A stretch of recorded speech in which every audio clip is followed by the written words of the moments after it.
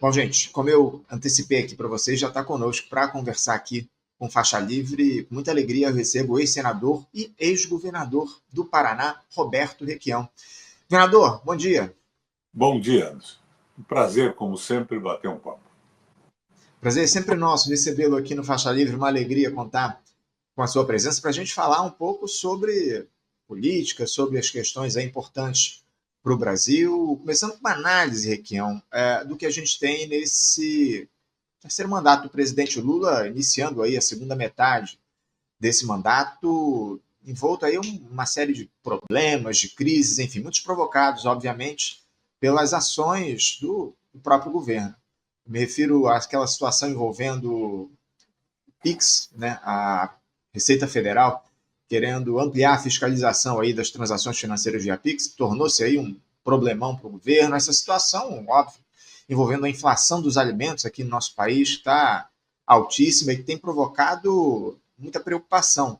No Palácio do Planalto, o governo querendo agir, atuar de alguma forma para reduzir o preço dos alimentos, mas parece que o Lula, cada vez que ele abre a boca para falar sobre isso, ele comete lá alguma gafe, como a gente viu ali em relação àquela entrevista que ele deu a respeito, pedindo para o povo deixar de comprar comida, se vê os preços altos, enfim. O fato é que o governo ele vai tropeçando nas suas próprias pernas, o Requião, acossado aí pelas pressões do andar de cima, mas adotando uma política de atendimento aos interesses dessa turma. O Fernando Haddad, aí, ministro da Fazenda, dialogando com essa lógica neoliberal, adotando medidas de restrição dos investimentos públicos aqui no nosso país. Enfim, Requião, eu queria uma avaliação tua do que a gente tem nesse início de 2025 para o governo Lula. Como é que você vê essa gestão no momento, Requião?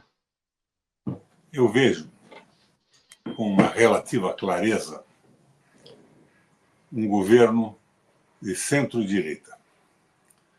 É a aliança agora com os quadros da direita e da centro-direita no Congresso. Vamos ver essa reforma ministerial como é que fica. Vai o Pacheco, se cogita o Lira como líder do governo no Congresso Nacional ou como ministro. A coisa está por aí. Me lembro com clareza do Lula dizendo, por exemplo, que os trabalhadores não queriam mais a CLT. Então, é a política liberal. E por incrível que pareça, Anderson, o Trump nos Estados Unidos faz uma política louca, translocada, mas uma política de incentivo à indústria nacional, a retomada do crescimento dos empregos, da condição de vida dos americanos, que hoje, em função do domínio absoluto do capital financeiro, os filhos não têm mais a condição econômica e as possibilidades que os pais tinham, né? Há uma crise brutal na economia norte-americana. E aqui a gente vai vendo. Veja bem, eu vi o Haddad dizendo outro dia, não, realmente a taxa de juros segura a inflação. Ele disse isso.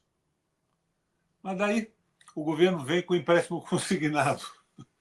Quer dizer, dá dinheiro emprestado para os mais pobres e põe dinheiro no mercado. Então ele tira com a taxa de juros e põe com o consignado.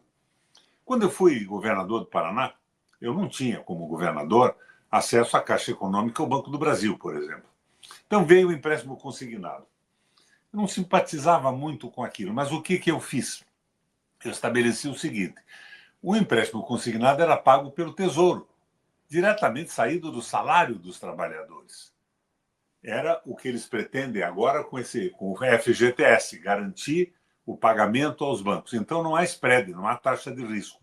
Eu disse o seguinte: tá, o Estado do Paraná entra no consignado, mas a taxa de juros vai ser desse tamanhinho assim. Gritaram, disseram, não, nós não queremos, nós não entramos. E eu estabeleci o seguinte: ou é assim, ou o Estado não garante o pagamento e não se interfere mais nesse processo. Qual foi a conclusão? Gritaram, espernearam e aceitaram. Agora o Lula faz o consignado para as empresas privadas, dá como garantia o FGTS e não tabela um piso máximo para esses juros. Não, nós vamos concorrer com o Banco do Brasil, com a Caixa Econômica. na mão deste pessoal, o Banco do Brasil e a Caixa Econômica vão fazer a mesma coisa que a banca privada. Então é o samba do crioulo doido. E nós como é que estamos? O famoso déficit primário no Brasil, no arcabouço, é 0,25, não é? Uhum. Anderson, a União Europeia e o Banco Central é 3%. 3% para possibilitar o crescimento do país. Nós estamos numa política translocada. Daí coloca o Sidônio. O Sidônio agora vem ao Paraná explicar por que o governo apoiou a privatização da nossa Copel, a melhor empresa de energia elétrica do Brasil. O governo federal apoiou através do BNDES. Por que, que o governo federal, através do BNDES, está privatizando a nossa companhia de saneamento, nossa formidável e eficiente Sanepar? Por que, que o governo federal está privatizando o Porto de Paranaguá? Está licitando até o canal da Galheta, que é a entrada e a saída do porto, para interesses privados. Então, você veja, e o pedágio? Agora, de repente, para o meu espanto, eu vejo a Gleisi, nossa companheira que até então falava, tentando dar uma inflexão mais progressista às políticas do PT, elogiando os 6 bilhões e meio que o BNDES está dando para uma empresa que ganhou a licitação de um trecho do pedágio no Paraná. Então, esta empresa não vai pôr dinheiro do bolso. Ela recebe juro subsidiado, juro barato do BNDES, tal PPI, né? E vai cobrar pedágio para pagar esse juro e oferir os seus lucros. Isso é um escândalo. E eu vejo a Gleisi elogiando isso. Eu já não sei com o que pensar desse quadro todo. E o Lindbergh tentando justificar o aumento da taxa Selic foi uma armadilha. Armadilha porra nenhuma! O governo tem maioria absoluta no Banco Central. Que história de armadilha é essa? Então, eu estou vendo, na verdade, um desgaste absoluto do governo. E não adianta Sidônio Muralha, não é um problema de comunicação, de malandragens e artifícios na comunicação. É um problema de ação de governo. Está errado, estão cometendo erros em cima de erros. Nós estamos, né, num governo de centro-direita e cada vez mais centro-direita. E o que isso vai levar? A um desgaste brutal do Lula. O Lula, desse jeito, não vai ser candidato. Quem vai ser o candidato? O Haddad? Mas será com o que ele está fazendo? Até, olha, para mim é difícil falar nisso. Eu gosto pessoalmente do Haddad e você sabe que eu sou amigo do Lula. Mas não dá para engolir o que estão fazendo. O Haddad vai ser o candidato dos banqueiros? Vai ser o candidato da banca e do PT?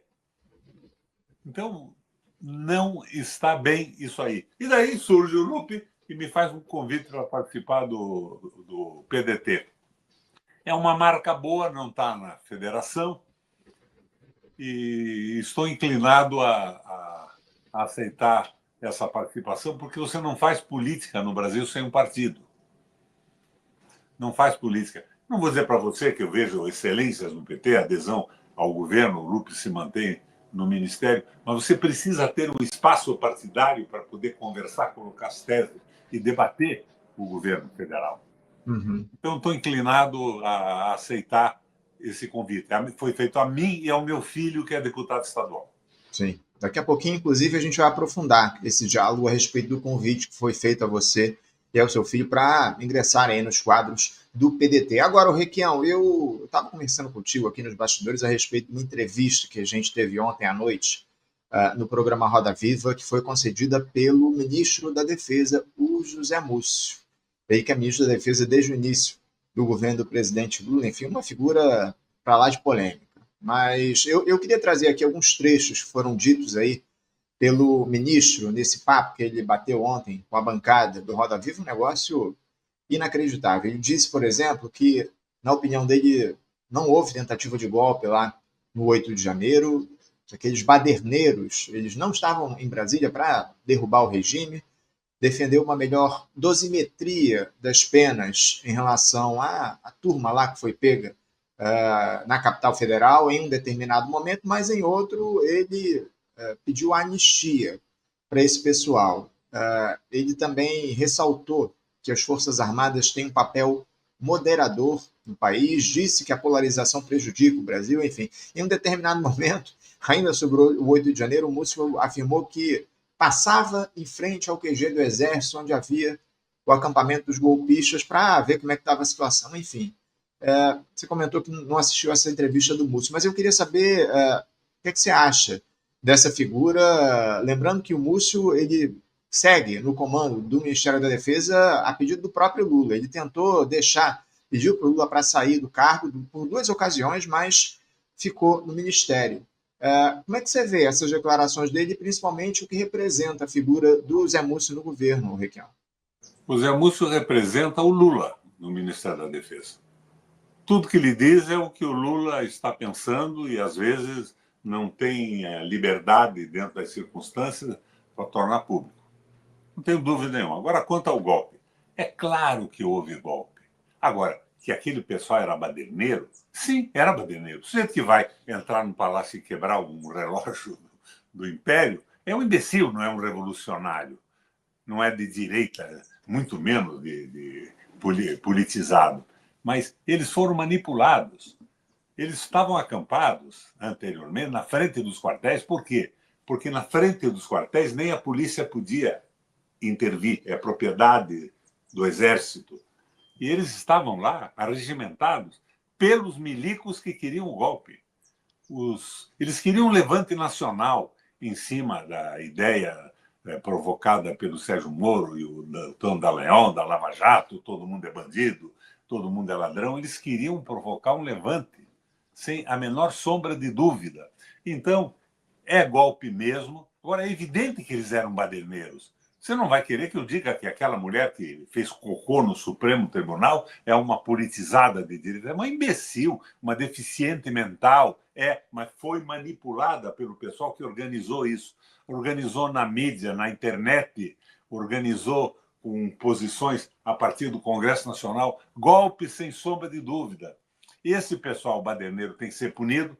Se você me disser que se eu concordo que a mulher do cocô no Supremo seja condenada a 17 anos, eu vou dizer para você que isso é uma besteira. Ela tinha que ir para um hospício. Mas punida tem que ser.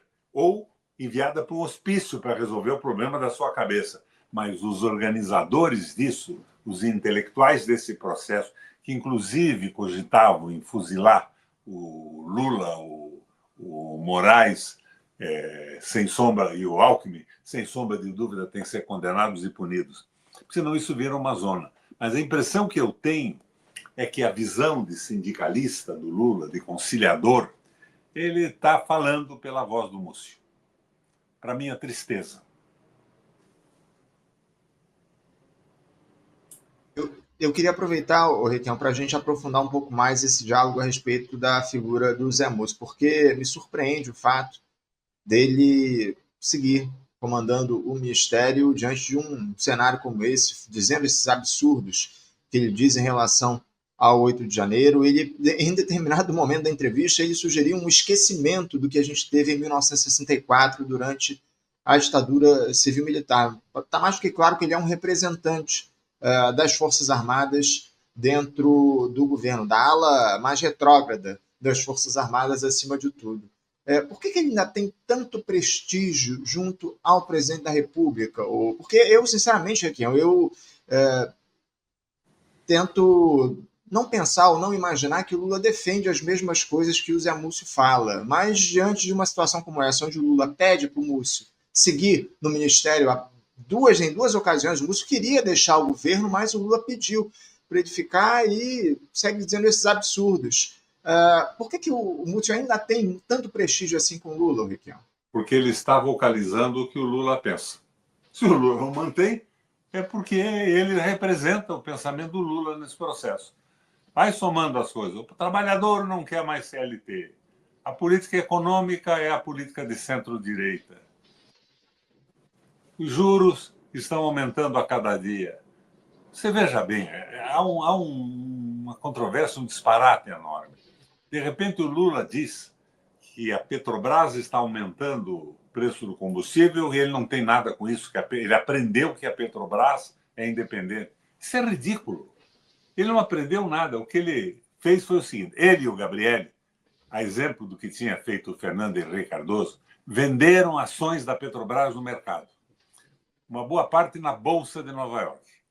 E hoje, a Petrobras tem 67% de ações privadas. Seriam preferenciais, não teriam direito a voto. Mas a Petrobras fez uma mobilização interna, modificou o estatuto, e hoje as ações preferenciais têm direito a voto. Então, quem está comandando a Petrobras, que me parece que é o líder do grupo minoritário porque ainda uma parte pequena das ações ordinárias estão na mão do governo, muito pequenininha ainda, mas 67% do total na mão privada. É o BlackRock. Então, o Lula não pode baixar o preço da combustível porque foi ele que vendeu as ações. E quem compra uma ação de uma empresa, Anderson, que é o quê? Que é o bem do Brasil, que é o desenvolvimento industrial, que é a redução do preço do combustível para provocar um surto de crescimento? Não, quer lucro. E o Lula vendeu as ações, como é que ele pode dizer para esse pessoal que eles não vão ganhar o máximo que puderem? É um escândalo isso, mas fica claro. Agora, o que é terrível é que nesse processo todo, mesmo o pessoal que assumiu uma posição mais clara, mais à esquerda, mais nacionalista, dentro do PT, eu dou como exemplo aí os meus amigos, a Gleisi e o Lindbergh, estão defendendo essa porra dessa conversa mole. Uhum. Só falta agora ter um discurso do Lindbergh defendendo o Mussi e dizendo que ele quer anistia. É evidente que a visão do Lula, e eu não estou criminalizando o Lula por isso, é a cabeça dele. Tá? Como eu digo a você que o Haddad é um cara sério, o Haddad não compra um hambúrguer com dinheiro público, mas, porém, todavia, contudo, ele saiu da USP e foi para o INSPER, do Marcos Lisboa. O que é o INSPER? É o Instituto da Defesa do Liberalismo Econômico no Brasil. E o que o Haddad está fazendo? Porque ele acredita naquilo. Agora, eu acho que é um erro brutal. 0,25 de déficit primário, a Europa com 3. A meta de inflação. Por que o Lula não baixou a meta de inflação?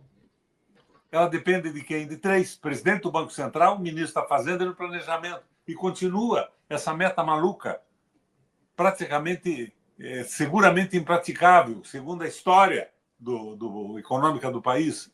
Então, nós estamos nessa confusão.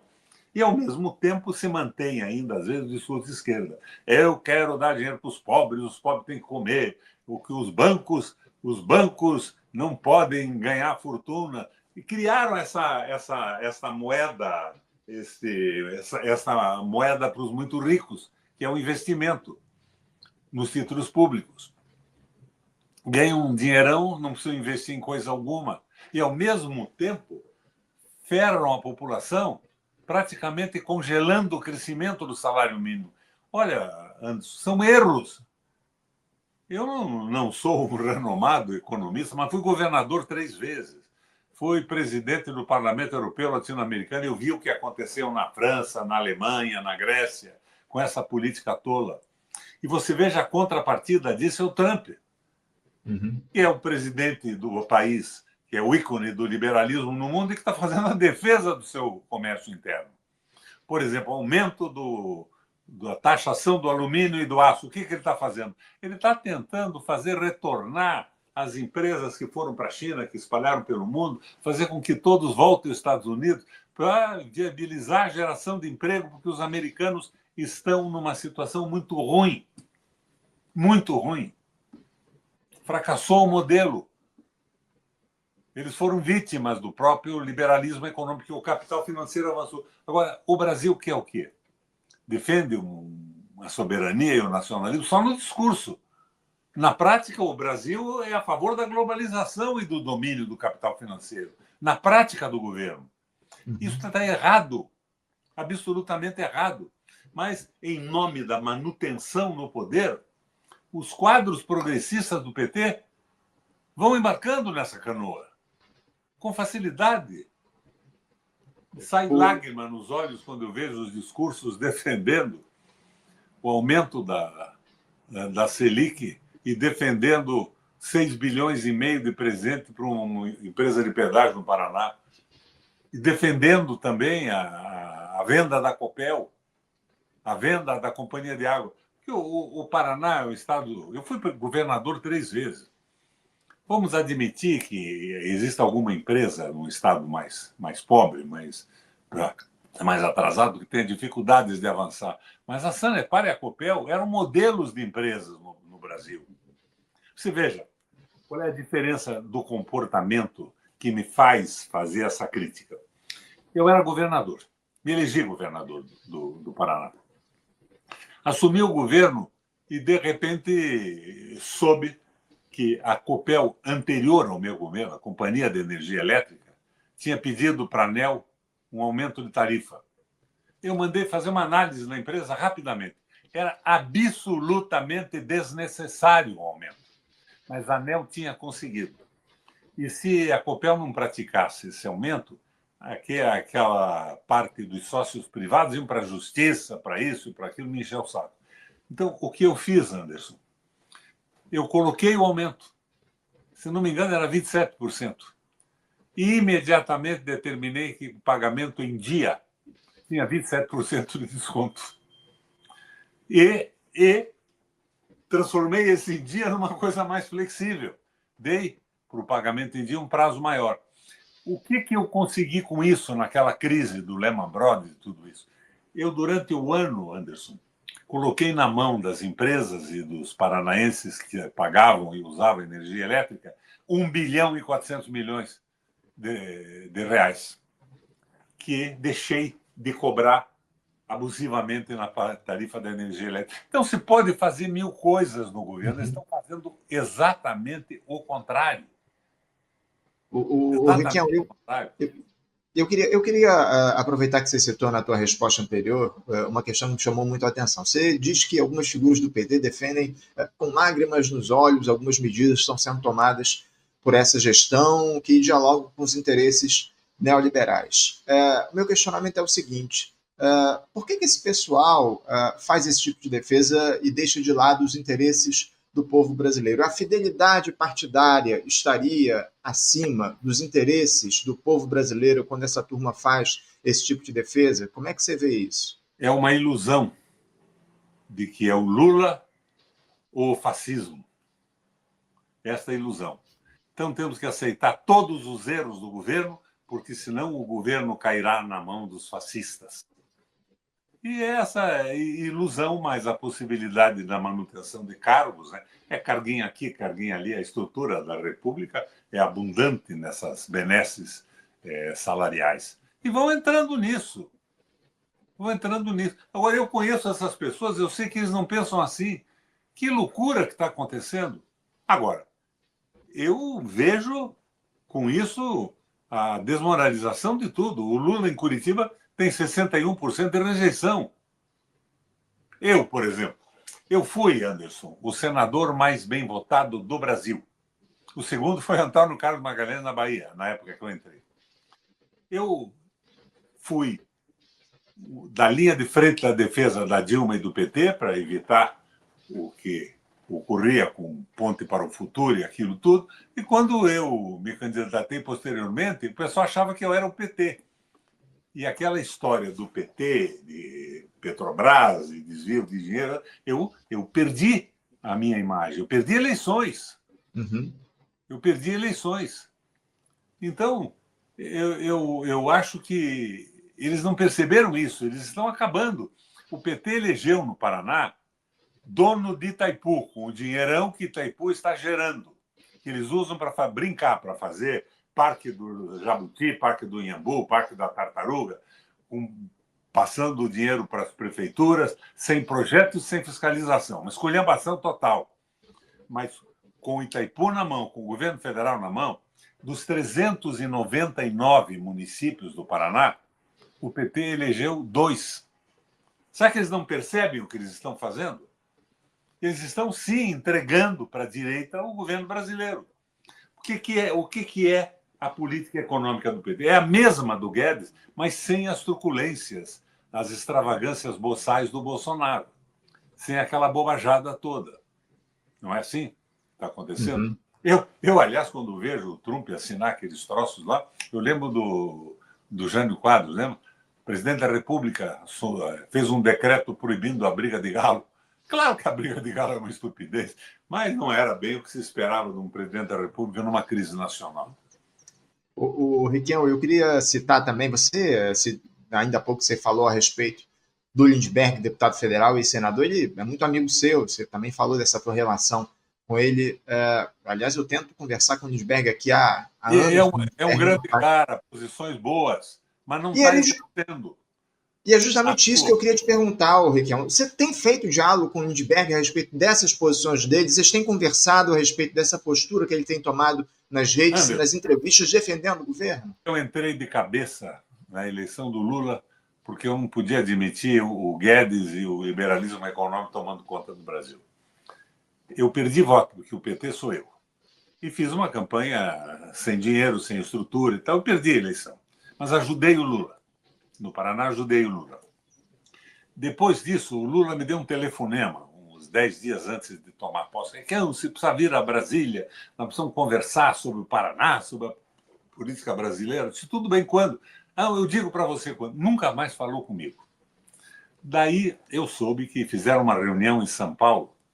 Quem me passou essa informação foi um empresário aqui do Paraná, que é meu amigo pessoal. E que o PSD tinha dito o seguinte: nós vamos apoiar o governo Lula com uma condição no Paraná. O Requião tem que ser cancelado. E eles toparam o cancelamento.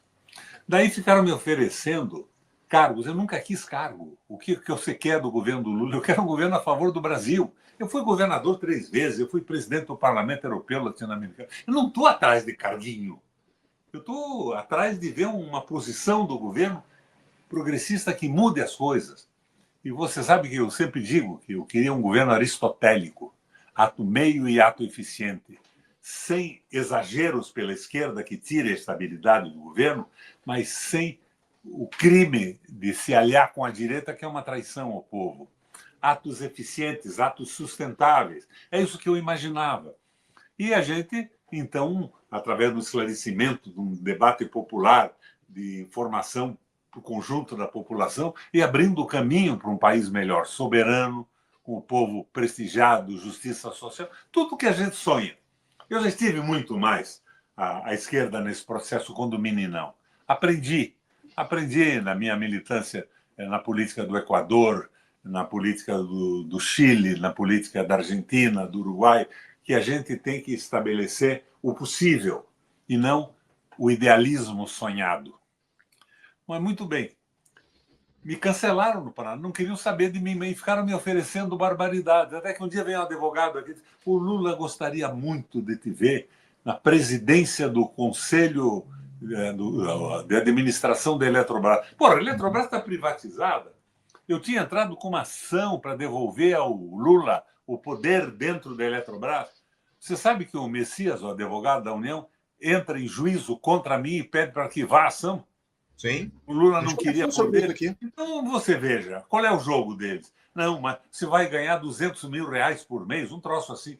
Olha, vocês vão ao diabo que eu carregue. Então, no dia seguinte, eu cancelei a minha filiação no PT. Não é o meu partido.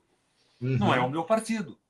Ele é agora a frente da esperança, que para mim está se transformando na frente da desesperança. Agora, o que eu digo a você? Tem solução? O governo do Lula tem. Ele que mude a orientação dessas bobagens todas. Por que ele não pode agir?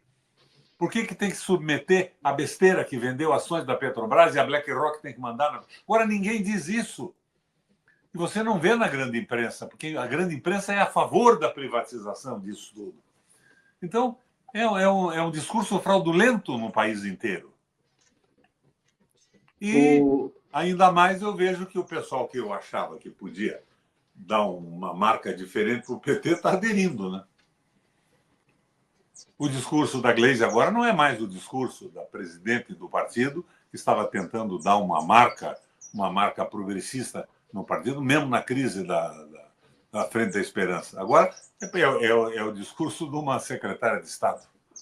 Meu Deus, que tristeza! Requião, eu tenho algumas mensagens que estão chegando aqui dos nossos espectadores, eu vou aproveitar para fazer a leitura aqui. Antes disso, agradecer ao Alan Oliveira, que se tornou membro aqui do nosso canal. Obrigado, viu, Alan, pelo apoio que você dá aqui ao programa. Ó, faça como o Alan, se torne membro aqui do canal e apoie o Faixa Livre. Ou então envie o seu superchat ou o seu super sticker, ó, como eu tenho aqui. Ó. O Eduardo Toledo mandou 2 vezes aqui. Eu disse aqui, continuamos tutelados pelos militares, se referindo à entrevista do Zé Múcio. E depois ele disse aqui, amigos, o Lula 3 é uma clara continuidade do projeto de governo Ponte para o Futuro de Temer. Estão lembrados? Triste demais. Já o Leandro Ferrari, o Requião, ele faz aqui um questionamento, uma provocação aqui. Ele pergunta aqui, ó, Requião, o que ocorreu com Carlos Lessa, Hildo Sauer e Darco Costa deveria ser suficiente para provar a todos os limites do PT. Eu queria aproveitar essa mensagem aqui do Leandro, o Requião, para me dar um mote para eu introduzir uma outra questão. Porque ontem o Partido dos Trabalhadores completou 45 anos de história. O PT fez aniversário ontem, a gente trouxe, inclusive, uma entrevista aqui no programa com o Rudahit para falar a respeito do aniversário do PT, da trajetória do partido, enfim. Você já citou aqui, ainda há pouco, que esteve nos quadros do PT nesse último processo eleitoral, sempre teve uma proximidade grande com o presidente Lula, mesmo estando na maior parte da sua trajetória política no agora MDB. Como é que você avalia o PT hoje, Requião, 45 anos depois da sua fundação? O partido mudou em que sentido? Observando de fora e também no período em que você esteve lá, Requião. O que é o PT hoje? Você sabe, quando eu fui candidato a prefeito de Curitiba, eu, com alguns companheiros, trabalhávamos no movimento de associações de bairro, na linha do Manuel Castells. E nós tínhamos criado aqui 100 e poucas associações de bairro em Curitiba e no estado do Paraná. Meios urbanos de uso coletivo, meios urbanos voltados à indústria e aos mais ricos, aquela coisa toda. Eu não entrei no PT, mas alguns companheiros entraram no PT. E quando eu fui candidato a prefeito do PMDB, o PT propôs o voto nulo. Mas depois o PT veio. Quando eu me elegi governador do estado, eu trouxe o PT para o governo do estado. Grandes quadros eu trouxe.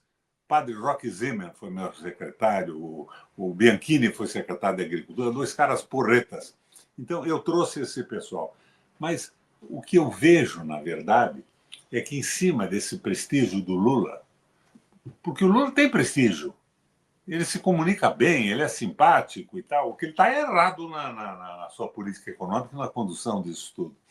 Esse pessoal quer se abrigar.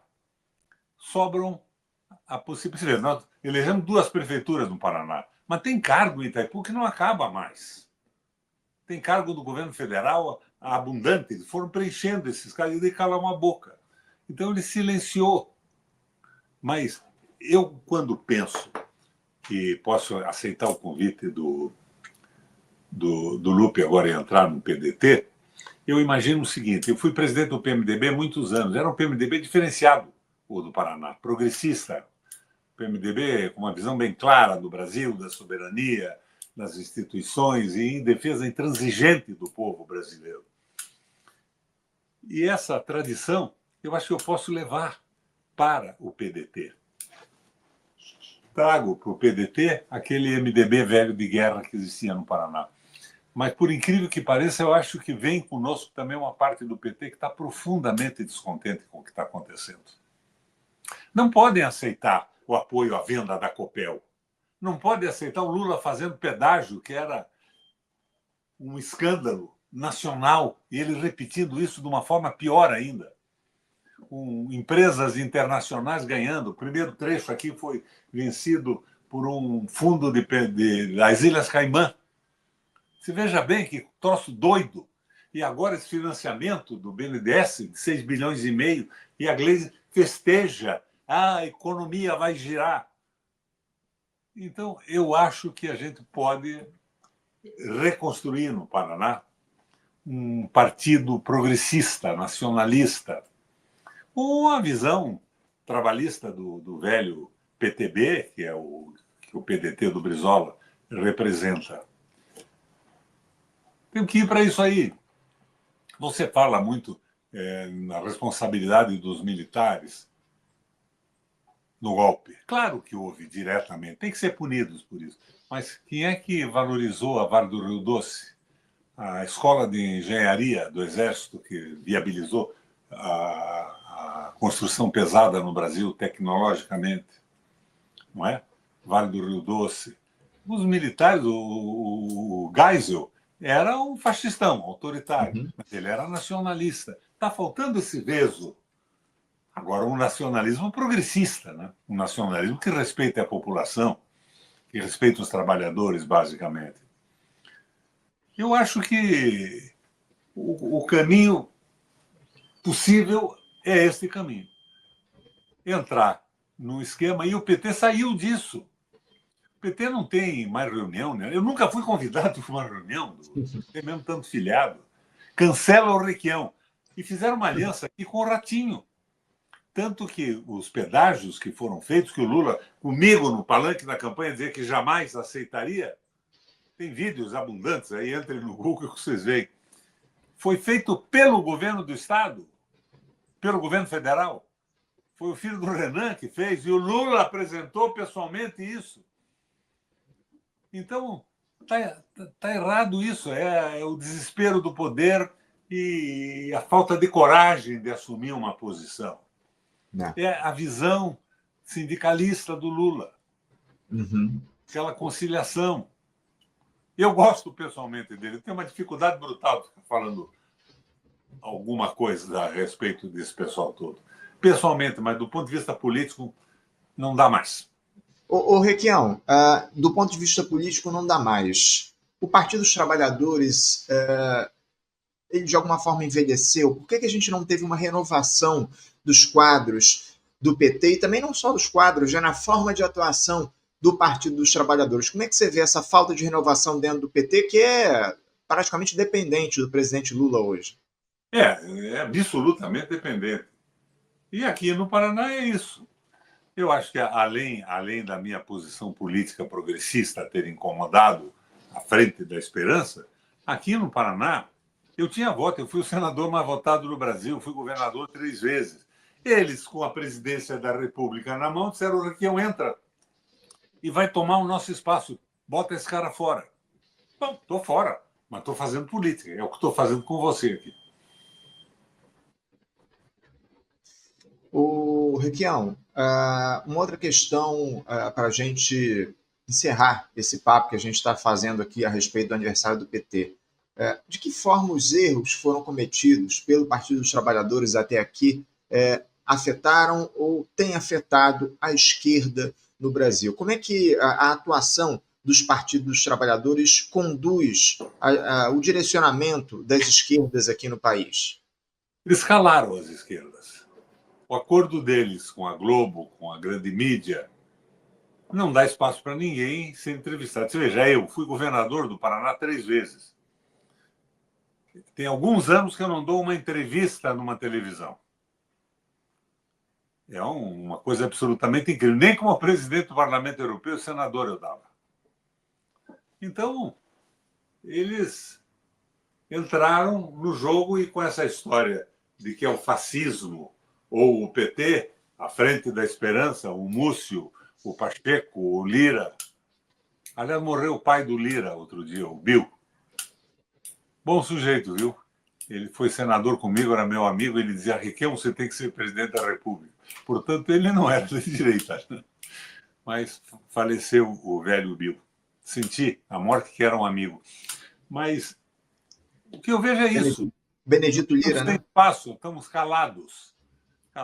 Por exemplo, nessa mídia de internet da esquerda, Anderson, quem tem conversado comigo ultimamente... Olha, teve uma época aí, quando eu estava firme na campanha, eu era chamado...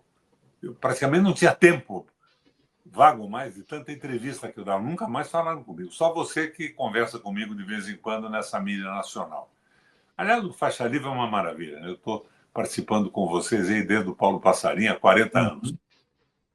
Mas é isso, eles querem calar a voz da soberania nacional, do respeito ao povo. Para você veja bem, a Europa com 3% de déficit primário, o Brasil com 0,25%. o Trump fazendo tudo para se industrializar o país e o meu amigo Haddad dizendo não. Nós queremos desenvolvimento com capital privado, nada de Estado, nada de protecionismo. É ridículo isso, não é? É uma fase triste que a gente está passando. Não tem dúvida, não tem dúvida. Um cenário onde o fiscalismo ele é defendido com unhas e dentes pelo governo federal, especialmente pelo Fernando Haddad. O que que leva uma situação como essa, o Requião? Por que que o Haddad, que você também tem uma amizade com ele, gosta muito do ministro da Fazenda, o que que leva ele a adotar esse tipo de postura, a defender o arroz fiscal aqui no nosso país, esse arcabouço que é absolutamente criminoso contra a população mais pobre, essas medidas de esse pacote fiscal também, que é um horror, enfim. O que leva o Haddad a se render a essa turma? Tem gente que é discípulo do Silas Malafaia. Acredita naquela coisa do...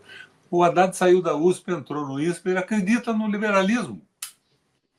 Eles acham que isso aí é um instrumento de progresso, porque o capitalismo americano viabilizou crescimento econômico, tecnológico e tudo isso, até dar no que deu, nessa crise brutal que está vivendo hoje, que o Trump tenta superar, mandando o liberalismo ao diabo que o carregue e fazendo a política protecionista dos Estados Unidos. Mas é isso, ele acredita nisso, está errado.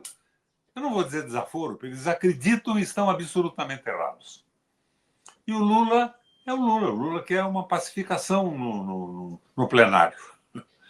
É o dirigente sindical que espera que todo mundo fale e toma a posição da maioria no fim. Mas qual é a maioria dele? Não é a maioria do povo, é a maioria parlamentar. A maioria que se expressa pelo dinheiro que elegeu deputados federais e tudo mais.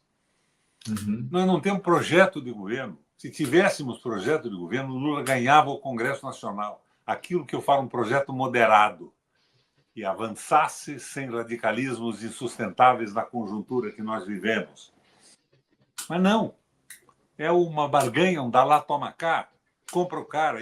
Por quê? Vamos mais uma vez nos reportarmos. Por que saiu a emenda impositiva? Eu era senador, porque o governo do PT só liberava emenda para o pessoal ligado ao governo. Não era nem o PT, eram os petistas ligados ao governo. Daí os caras disseram, não, tem que ser impositiva essa emenda, senão nós vamos ser escravizados de uma forma total. E daí o avanço com Bolsonaro e tudo isso, a emenda impositiva, a secreta e tudo mais. Mas eles concordaram com isso tudo. Concordaram estamos num caminho muito errado, falta de energia, falta de firmeza, falta de força. E quando eu vejo o pessoal que comigo defendia o governo da Dilma e defendia o Lula daquela prisão absurda que ele sofreu, está defendendo isso tudo, o desencanto é muito grande. Uhum. É desencanto, não é raiva nem ódio, é desencanto, desesperança. Uhum. O Requião, eu queria te questionar a respeito do seguinte: a gente tem claramente um governo que defende a lógica do neoliberalismo e, infelizmente, os partidos da esquerda dentro da institucionalidade têm se rendido também a essa dinâmica. Eu me refiro mais especificamente ao PSOL. O partido está passando por uma crise enorme. Nesse momento, tivemos a demissão do Davi De Castro, que era assessor parlamentar do pessoal lá na Câmara dos Deputados. Aliás, o De Castro vai conversar com a gente aqui amanhã no Faixa Livre para falar a respeito dessa saída dele do partido, dessa demissão dele do PSOL. E isso abriu ou evidenciou essa divisão que há, esse racha que existe dentro do PSOL. Há uma ala que dialoga mais de perto com o governo, que apoia o presidente Lula, liderada pelo deputado Guilherme Boulos, que, enfim, aderiu a essa postura que o governo tem tomado, as decisões do Fernando Haddad, tenta defender de um jeito ou de outro as medidas adotadas pelo governo. Como é que você vê a posição, as posturas da esquerda, especialmente dentro da institucionalidade, nesse apoio quase que cego ao governo Lula? Vamos lá. Primeiro, dar um abraço meu ao De Castro amanhã. Eu aprecio muito a crítica que ele faz. Mas eu conversei com alguns companheiros do PSOL e eles me dizem o seguinte, que o De Castro estava falando pelo PSOL sem que as suas ideias fossem discutidas com a bancada antes. Ele estava muito independente, porque ele era assessor do PSOL, quando ele falava, era o PSOL que estava falando. Então, o seu afastamento foi mais em razão disso. Não foi por uma discordância, mas por ele substituir a bancada na crítica que fazia. Aliás, muito boa, digo a você que admiro a crítica dele e tudo mais. Mas daí, de certa forma, há uma certa razoabilidade nesse processo. Ele não poderia falar pelo partido sem uma consulta ao conjunto da bancada. Não sei se foi isso ou não. Se foi isso, está uma justificativa, né? Não se questiona se ele está certo ou está errado, mas ele era um assessor da bancada, então ele tinha que se expressar com a voz de consenso da bancada. E ele estava passando um pouco por cima disso, é o que me dizem. Mas eu sou um apreciador da crítica que ele faz. Eu acho excelente a crítica dele. Eu acho que o Ciro tem feito críticas econômicas excelentes, com erros e posições equivocadas também, mas tem dado uma contribuição notável à discussão política do país. Pergunta para o De Castro se ele consultava a bancada antes de tomar suas posições ou se ele estava falando por todos. A gente amanhã vai detalhar a situação envolvendo essa demissão do Davi De Castro. Eu tenho conversado muito com ele, para te falar a verdade, pelos aplicativos de troca de mensagens. O camarada, o De Castro, meu camarada, a gente fala a respeito disso. Parece que o De Castro ele representava a ala minoritária do partido lá na Câmara dos Deputados. Eu acho que não tem muita relação com essa questão do diálogo da bancada. O apoio visível parece que sobrou é Luiz Erundina. Uhum. Pois é, houve 5 votos dentro da bancada do PSOL para manutenção do De Castro no partido, da própria Erundina, do Chico Alencar, do deputado Glauber Braga, da Sâmia Bonfim e também da deputada Fernanda Melchiona. Então, eles foram os que votaram pela manutenção do De Castro no partido e 8 deputados pediram a saída dele do PSOL. Enfim, amanhã a gente vai repercutir, detalhar. Não é a saída do PSOL, é a saída da condição de funcionário da bancada. Exato. Saída dele. Mas fala-se ali, discute-se a possibilidade, inclusive, de desfiliação do De Castro. Enfim, a gente vai detalhar amanhã com ele tudo isso que está acontecendo internamente no partido, enfim. Requião, eu estou de olho no relógio aqui, eu não posso deixar de tratar contigo dessa, ou aprofundar, porque você já falou muito a respeito disso aqui ao longo da nossa entrevista, dessa tua possível filiação ao PDT, né? Eu já disse aqui que você foi convidado, você mesmo disse que o próprio presidente do partido, o presidente licenciado, Carlos Lupe, que atualmente é ministro da Previdência Social, ele fez esse convite pessoal a você para a reconstrução do partido aí no Paraná. Eu queria saber se já houve, de fato, uma decisão, se há uma data que você estipulou aí para dar uma resposta para o Lupe a respeito dessa filiação. Você está afeito a aceitar esse convite? O Lupe esteve aqui em casa há 3 dias atrás, veio tomar um café comigo e colocou isso. Eu estou inclinado a aceitar, estou até entusiasmado com a hipótese de viabilização dessa filiação minha do meu filho. Agora, o que eu quero saber é o que pensa o PDT. Eu não quero uma guerra interna de desesperados com a minha entrada, porque eu tentei entrar no PDT antigo, atrás, e eles evitaram que eu entrasse aqui. É aquela velha história do PT. O Requião tem voto, nós não temos, nós temos o fundo partidário, temos isso, temos aquilo, deixa fora. Eu quero que se estabeleça um consenso, que o conjunto dos pedetistas saibam o que eu vou entrar, não se oponham a isso, me apoiem, e nós reorganizamos esse partido, conforme eu disse a você. Eu acho que nós podemos pegar os políticos progressistas que estão insatisfeitos com o MDB, que acabou depois que eu saí, porque eles compraram o partido, e o próprio PT, que tem um nível de insatisfação brutal. E daí nós vamos tentar construir um verdadeiro partido que no Paraná não tem, né?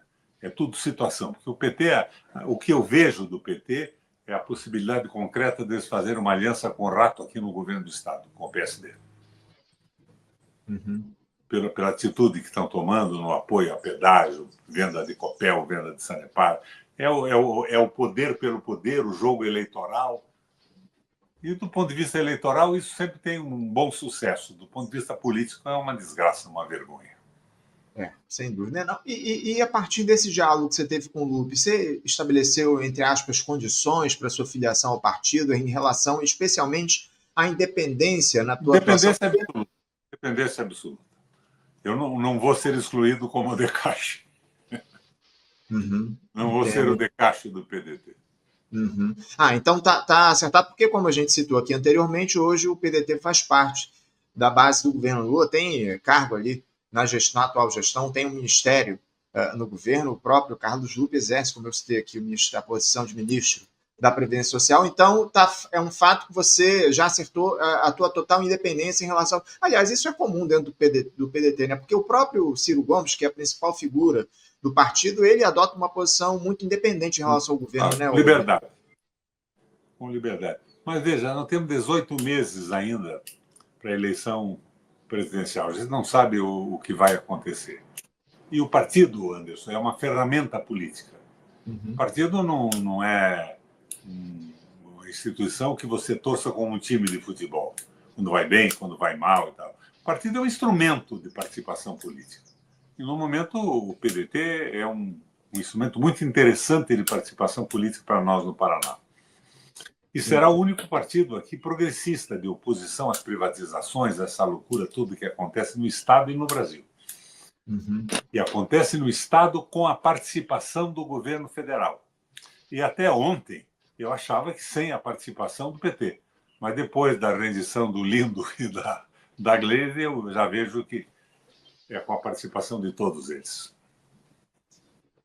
Requião, aproveitando que eu citei ainda há pouco o Ciro Gomes, eu queria uma análise tua a respeito de como é que você enxerga essa figura. O Ciro hoje é vice-presidente do PT, o principal quadro do partido, mas teve uma votação pífia aí nas últimas eleições presidenciais, tentando assumir aquela linha da terceira via, uma alternativa ao bolsonarismo e ao lulismo. Como é que você enxerga, vê o Ciro Gomes enquanto quadro político? E outra, você vê espaço para uma terceira via no Brasil de hoje? Em 2026 dá para superar essa dicotomia aí, Lula e Bolsonaro? Não é impossível que isso ocorra. E quem está viabilizando isso é o PT e o governo federal, que estão perdendo a credibilidade. Não é o Sidônio que vai transformar numa coisa maravilhosa a venda de uma companhia como a Copel e outra como a Sanepar no Paraná, e o pedágio criminoso que estão fazendo esse absurdo com Ilhas Caimã e tudo mais. Mas, porém, todavia, contudo, o Ciro está prestando um serviço na crítica. Mas veja bem, o Ciro tem contradições também. Eu, às vezes, converso aqui em casa com alguns sobre o Ciro e eles me dizem, mas o Ciro era a favor da venda da Vale. Ah, mas o Ciro depois foi funcionário da CSN. O Ciro não se pronunciou quando seu irmão votou a favor da privatização da água no Brasil, das companhias de água e saneamento. Então tem algumas contradições. E o fígado dele funciona também um pouco pesado. Mas com defeitos e qualidades é um político como qualquer outro. Defeitos e qualidade temos nós dois também. Tá certo, vamos aguardar aí essa tua decisão a respeito dessa filiação ao PDT. Requião, a gente sabe que o PDT tem uma história muito ligada ao trabalhismo no nosso país, talvez seja um dos partidos que mais defende o trabalhismo. Você ainda vê espaço para essa defesa do trabalhismo no Brasil, um país onde a gente vê avançar essa lógica da precarização, dos salários baixos, dos programas de transferência de renda. Ainda há espaço para o trabalhismo no Brasil, Requião? Eu acho que há espaço. Sem sombra de dúvida, há espaço. E há essa característica, o PDT é contra esse capitalismo selvagem. Eu acho isso bastante interessante. Achei estranho, por exemplo, que dos 17 deputados federais do PDT, 7 votaram a favor do parlamentarismo, emenda do parlamentarismo. Eu e o Marco Maciel fomos defensores do presidencialismo. Nós fizemos uma dobrada e andamos fazendo conferências no Brasil inteirinho. Quando eu não podia ir num determinado local, ia o Marco, quando o Marco não podia, eu cobria. E nós ganhamos aquela parada. Eu acho uma tolice. O que é o parlamentarismo? É você transferir o poder para o Congresso Nacional dominado pelo capital financeiro. nas distorções do processo eleitoral. Já um candidato a presidente tem que levantar as teses do país. Ele mobiliza o país com teses nacionais, muito mais eficiente e democrático do que essa eleição que às vezes se configura como a eleição de um vereador. O cara se elege deputado federal prometendo não uma mudança na economia, não o direito dos trabalhadores, não o desenvolvimento econômico. Não, eu vou fazer aqui uma escola integral para tantas pessoas neste bairro. Tem voto ali sem discutir os problemas macro do país. Eu acho que é isso que eles pretendem. É a entrega do domínio do país ao capital financeiro. Uhum. Daí não... Ô, Requião, desculpa, você citou ainda há pouco essa questão referente ao parlamentarismo. A gente viu uma defesa importante do atual presidente da Câmara dos Deputados, Hugo Mota, que assumiu recentemente o cargo.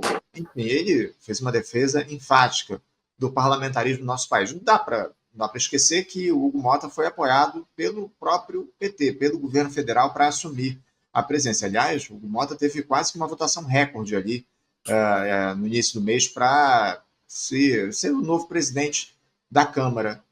Como é que você vê essa postura e, especialmente, esse apoio que o governo Lula dá ao Hugo Mota, uma figura que defende o parlamentarismo, que diz que o 8 de janeiro não foi uma tentativa de golpe, defende a anistia, enfim. Como é que você vê esse apoio do governo ao candidato do Arthur Lira, o Hugo Mota, na presidência da Câmara? É a posição do governo. É a mesma deles. É a anistia, é o neoliberalismo, sem sombra de dúvida. É para onde o governo está indo. E não temos que resistir a isso, porque isso vai dar com os burros na água, não tenho dúvida alguma.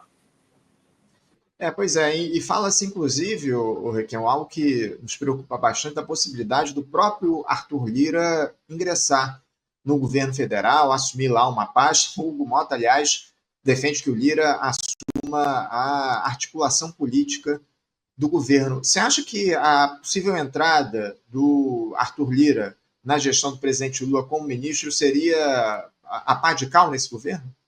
Não, não é a pá de cal, é a consequência do que o Lula está fazendo.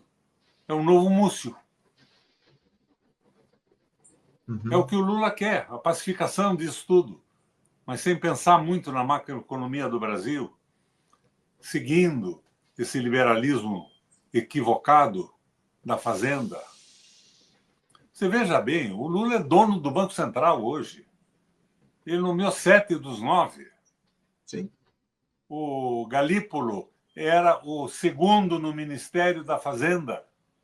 Está no Banco Central, dizendo que o juro alto que vai resolver isso tudo é um equívoco, é uma tolice isso tudo.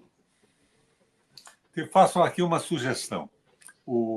Tem um economista aí do Rio, meu amigo Zé Carlos Assis. Ele me mandou um trabalho ontem aí sobre o que se podia fazer com um Selic e projetos de desenvolvimento bem interessante. Convida aí para bater um papo.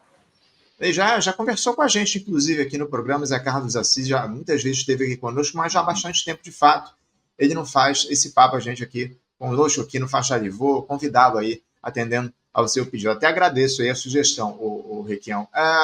Falando rapidamente mais uma vez sobre o... Eu tenho algum tempinho aqui ainda para a gente fechar aqui o nosso papo. Você citou aí essa defesa que o governo faz da lógica neoliberal, mas, por outro lado, a gente tem o Lula como principal figura política do país, figura política e que tem um diálogo muito próximo com a classe trabalhadora. Você acha que falta coragem nesse momento para o Lula assumir uma posição mais estadista, fazer um diálogo mais próximo e, principalmente, fazer a denúncia do que está acontecendo em relação ao governo dele? Por que o presidente ele atende aos interesses do andar de cima? Eu estive assistindo um vídeo recentemente, não sei se você teve acesso a esse vídeo, onde o ministro dos Transportes, o Requião, ministro de Portos e Aeroportos, ele faz uma defesa da lógica da privatização do país. Ele exalta o governo Lula, que vai ser o governo, isso ao lado do presidente, conversando com o Lula, que presidente, parabéns ao senhor, o seu governo vai ser o governo que mais privatizou portos e aeroportos no país. Por que isso? ele está falando o que o Lula quer. Não falta coragem para o Lula. Eu acho que ele tem muita coragem. Ele tem coragem de fazer o que está fazendo. Porque ele ainda faz um discurso progressista para manter uma base que é progressista no Brasil contra as injustiças, que é uma mudança no sistema econômico. Mas a prática é outra. É o que eu digo sempre, a prática é o critério da verdade. Analise o Lula pela prática do governo, não pelo discurso. O discurso é uma jogada para conduzir o país e para manter o poder. Não está dando certo. Não pode dar certo. E é importante que não dê certo. O país precisa assumir os rumos da sua defesa. Um pouco de patriotismo não faz mal. Olha o que o porra louca do Trump está fazendo e nós estamos defendendo o capitalismo financeiro, Anderson. Uhum. Capitalismo financeiro. Você veja como a Globo bate no Trump. Pelos defeitos, pela loucura dele? Não, porque ele está defendendo a economia norte-americana. E a Globo defende o capitalismo financeiro. A globalização subordinada ao dinheiro dos grandes grupos. E eu acho que o Lula está fazendo isso. O discurso dele é uma tática de manutenção do poder, não é o que ele pensa. O que ele pensa é pela boca do Múcio mesmo, agora pelos vídeos da Glaze, do Lindbergh. Está todo mundo entrando num jogo equivocado em nome de evitar o fascismo no Brasil. O que não é verdade. É isso. Pequeno, para a gente fechar aqui o nosso papo, até foi o tema aí da nossa entrevista, eu até coloquei lá no cartaz de divulgação do nosso papo. Está claro que a gente precisa fazer a defesa de um projeto de soberania nacional por aqui, algo que, infelizmente, nesse governo a gente não vê. Só vê uma... Ontem, inclusive, Fernando Haddad ele adotou um discurso apaziguador em relação aos Estados Unidos. Você deve ter acompanhado aí a fala do ministro da Fazenda em relação àquela taxação lá sobre o aço e o alumínio, enfim.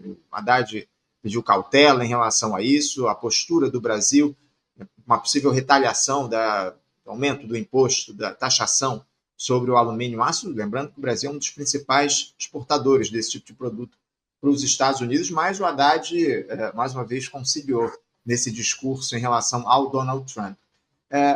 Por onde é que a gente deveria começar, Requião, quando falamos em um projeto ou na defesa de um projeto de soberania nacional? Qual deveria ser o ponto de partida para isso?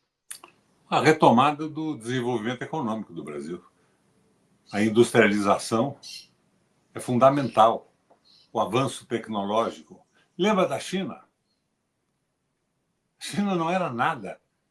Quando a gente tinha uma participação enorme no desenvolvimento industrial, a China não tinha nada. De repente, a China tinha 350 mil estudantes nos Estados Unidos, nas universidades. Hoje, a China tem 380 universidades de altíssimo nível. Avançou tecnologicamente, avançou na industrialização. E a China depende, para sobreviver, com 1,5 bilhão de habitantes, do comércio internacional. Uhum. A China quer tudo menos guerra. A China quer o comércio aberto. A China é globalizante hoje. Globalizante porque ela tem uma base industrial e tecnológica fantástica. Nós temos que ter um projeto claro, como disse a você, nada de exageros, de absurdo, mas tem que ter um projeto nacional. Projeto de avanço. E nós temos um projeto de recuo. Nós temos um projeto liberal, de submissão ao capital financeiro. Veja o que a Globo está batendo no Trump. Uhum. A Globo está jogando a globalização do capital financeiro comandando o mundo.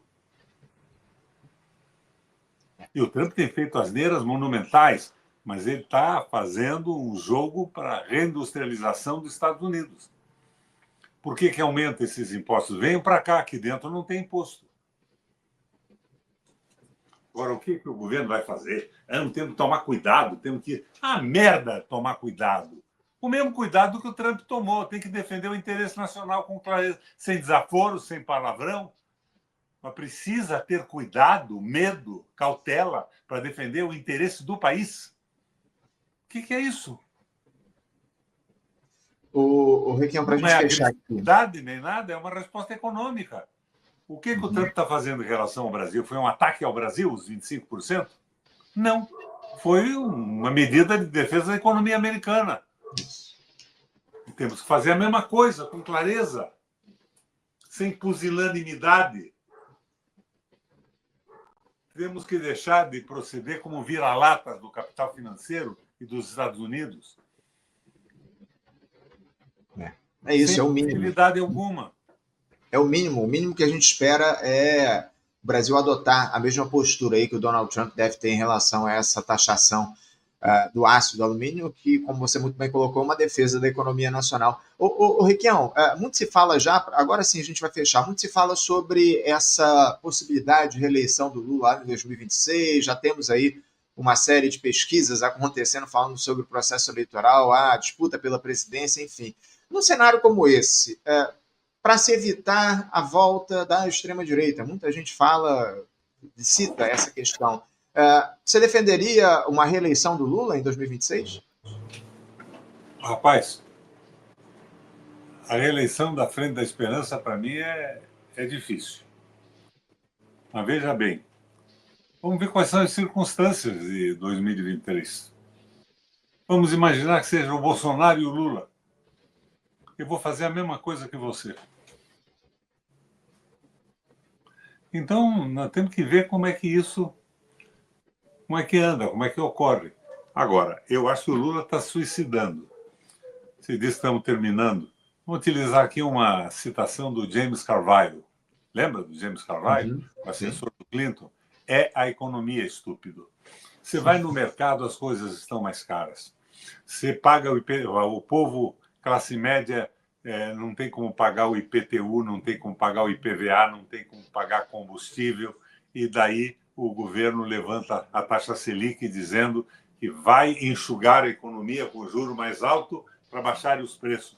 E logo depois o Lula lança o empréstimo compulsório para pôr dinheiro na economia. O juro tira, o empréstimo compulsório põe, mas põe no rabo do trabalhador que vai ter que pagar o juro bancário. O spread e os juros mais altos do mundo, que são os brasileiros. Se recusa a fazer um tabelamento. Então, é um disparate isso tudo. Eu acho que talvez não seja possível o Lula ser candidato. Daí vai ser quem? O Haddad, para propor o neoliberalismo? Vamos ver o que acontece. Nós temos que continuar na ação política, esclarecendo, levantando as opiniões. Daí um Decache é muito bom, o Ciro é maravilhoso com a crítica que faz, e a discussão tem que avançar. A gente espera, inclusive, que o Ciro aceite os nossos convites aqui para conversar com a gente em Faixa Livre. Há anos o Ciro não conversa mais conosco aqui no programa. Espero que ele volte a fazer esse diálogo com a gente. Requião, por hora, eu quero agradecer demais a tua presença aqui. Quero desejar sorte e lucidez nessa decisão em relação à filiação ao PDT. A gente volta a conversar aqui em breve a respeito dessas e de outras questões importantes para o país. Obrigado, Requião, pela tua presença mais uma vez. Valeu, um abração a você. Um abraço forte para ti. Até a próxima.